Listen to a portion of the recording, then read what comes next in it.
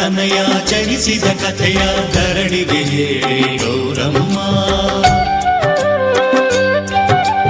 ತನುವಿನ ತನಯ ಜನಿಸಿದ ಕಥೆಯ ಧರಣಿಗೆ ಹೇಳಿ ಗೌರಮ್ಮ.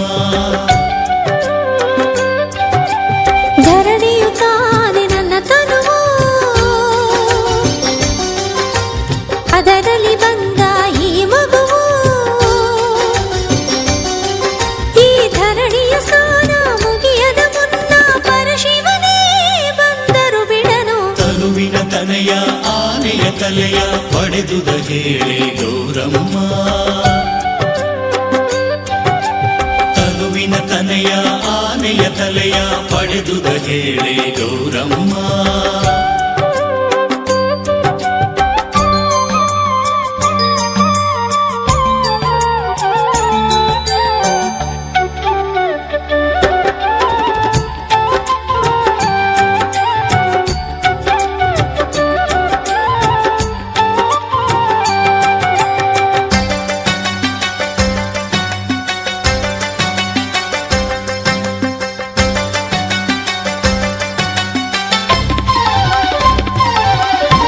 ನನ್ನನ್ನು ನೋಡಲು ಶಿವ ಬಂದ, ಮನೆ ಹೊರಗಿದ್ದ ನನ್ನ ಕಂದ.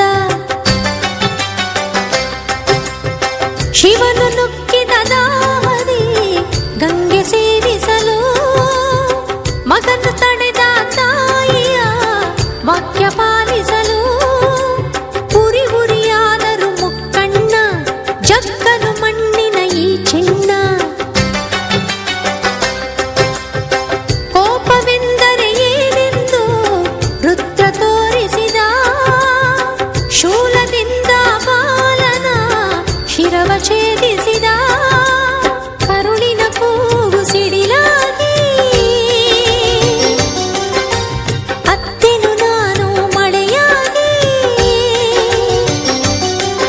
ಒಂದು ಆನೆಯ ತಲೆಯ ಛೇದಿಸಿ ತಂದು ಮಗನಿಗೆ ಇರಿಸಿ ಗಜಮುಖ ಎಂದನು. ತನುವಿನ ತನೆಯ ಶಶಿಯ ಶಪಿಸಿದ ಕಥೆಯ ಹೇಳಿ ಗೌರಮ್ಮ.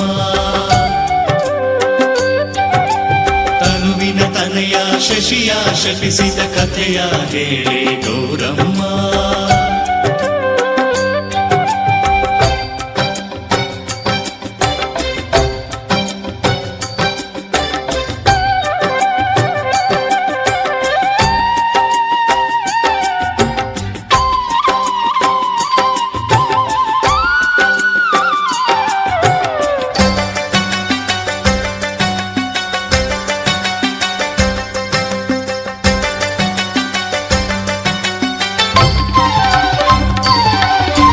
ಭಾದ್ರಪದ ಶುಕ್ಲ ಚೌತಿಯಲ್ಲಿ ಲೋಕದ ಪೂಜೆಯ ಸ್ವೀಕರಿಸಿ,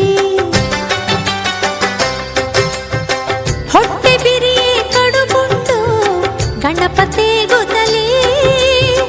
ಇಲ್ಲಿಯ ಮೇಲೆ ಹೊರಹೊಂಡ ವಾಯು ಮಾರ್ಗದಲ್ಲಿ, ಮೂರ್ಛೆ ಹೋದನು ಮೂಷಿಕನು ಸರ್ಪಗಳೆದುರಿಗೆ ಬರಲಾಗಿ.